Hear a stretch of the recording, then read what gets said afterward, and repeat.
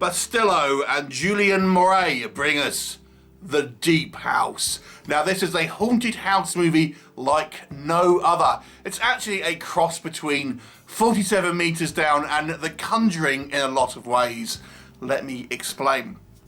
It's actually a French-produced movie that was then sold to Blumhouse Entertainment, although it is, for the most part, English language, with just a few kind of lines of dialogue in other languages. And it focuses on these two vloggers, I guess you would say. I guess we're meant to believe they're YouTubers, or they never actually kind of say it. And they do these kind of urban exploring kind of videos where they're going to, you know, old dilapidated buildings, you know, haunted asylums, things like this, to kind of rack up views for their channel. And they're a couple, and they are in the French countryside trying to track down this kind of, apparently this particular place in France, and they find out it's more or less just a tourist attraction.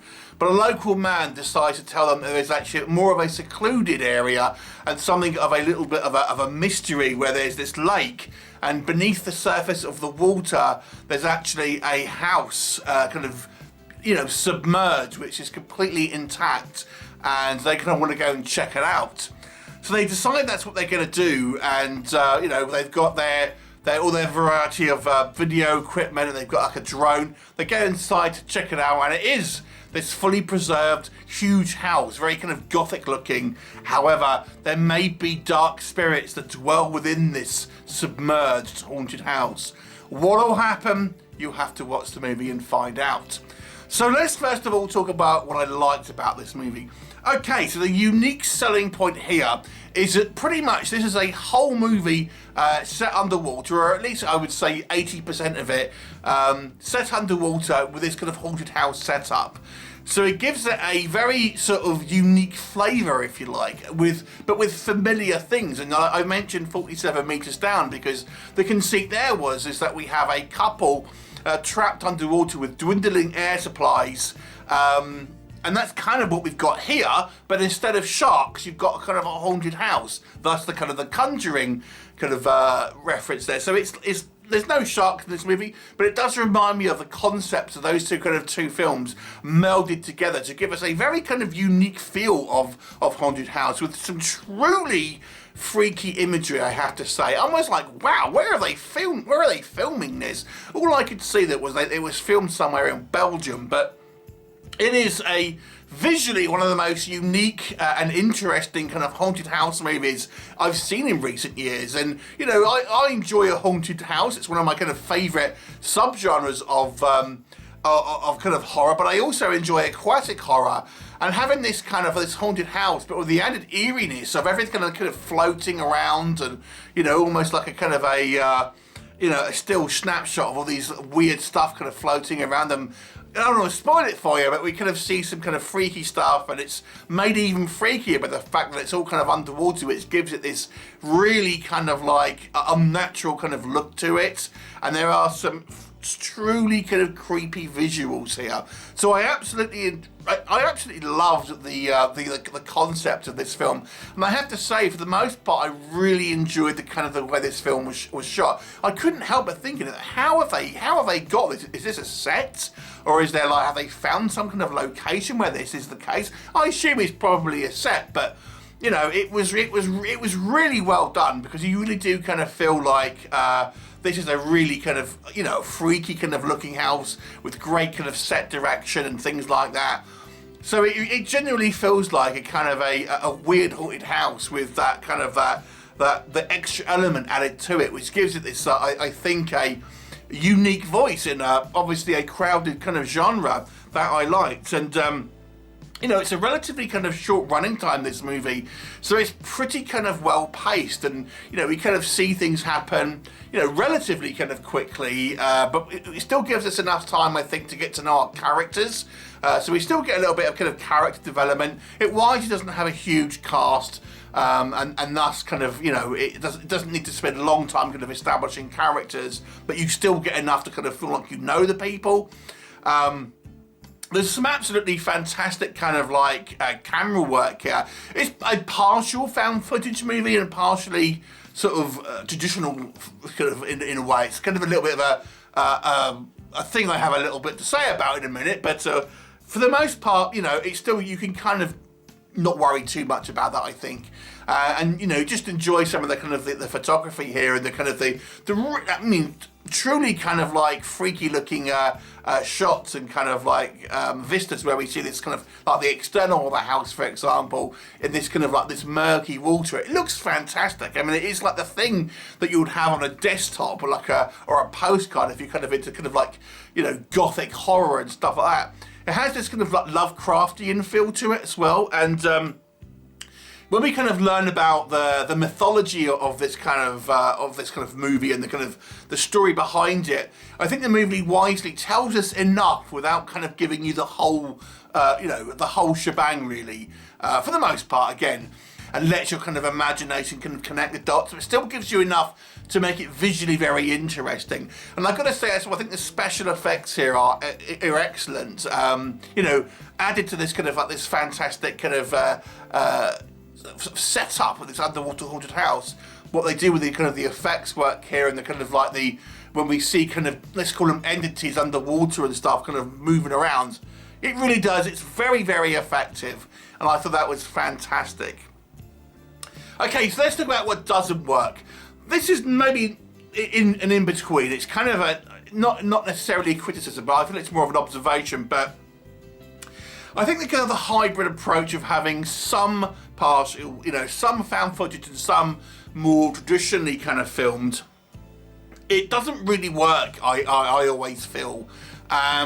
Because you kind of, with a found footage movie, you have to have that suspension of disbelief that this is footage that is found, so to speak, and when you kind of mix it with traditional kind of like camera work in like the traditional way films that are made, and but you intersplice it with found footage sequences and stuff, I don't know, you can never really buy into it as much as a kind of fully, a full movie or found footage or vice versa.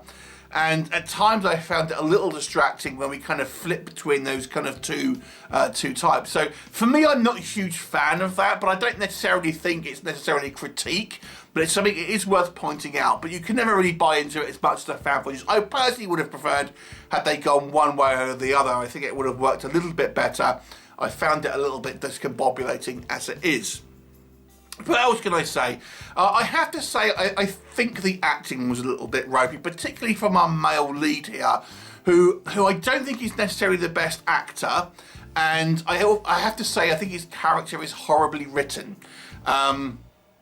What do I mean by that? So, I think his character is quite unlikable. He is kind of like the you know, you see how these characters that are written to be a smarmy, smart ass, you know, disrespectful, sometimes even quite rude, and so you can't really root for him. I think that the female lead is written a little better, a little bit more sympathetic, but she ultimately is you know, somewhat of a typical kind of final girl at the same time. So I thought that kind of the writing of the characters here for their personalities, even though you got a sense of them through the characterization, I didn't think their characterizations were particularly good, if that makes sense. And the way these their characters were written didn't make them particularly likable. And then also within the film, and we see some freaky stuff in this movie, and you've already got the added pressure that the characters are underwater and they have to worry about, you know, air, things like this.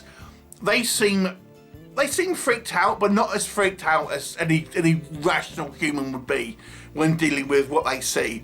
You know, if you see what these characters would experience, it would be pure panic. You know, you would just lose it. And the characters do freak out, but they still kind of like compose themselves pretty quickly. And again, it's that kind of movie logic that may not bother some people, but you know, I would love to see films where the depiction of fear is portrayed realistically, and this movie is typically like how movies are you know, normally kind of display those kind of things. I think the third act is weak. I was kind of thoroughly enjoying this movie for its truly kind of creepy mythology, and I think the second act to me is the strongest, where we kind of start to see the kind of the freaky stuff happen, but it's not as overt. When it does get to the third act and we kind of see a little bit more, let's just say the entities are a little bit more aggressive, I think it loses some of the kind of the creepiness and comes a little bit silly at times as well. We also have a lot of exposition. There's a scene where we kind of learn in an exposition dump ultimately the kind of the origin of the, let's call it, the entities. I didn't think it was needed. I thought that you could piece together more or less what was kind of going on. I think it over-explained to a point.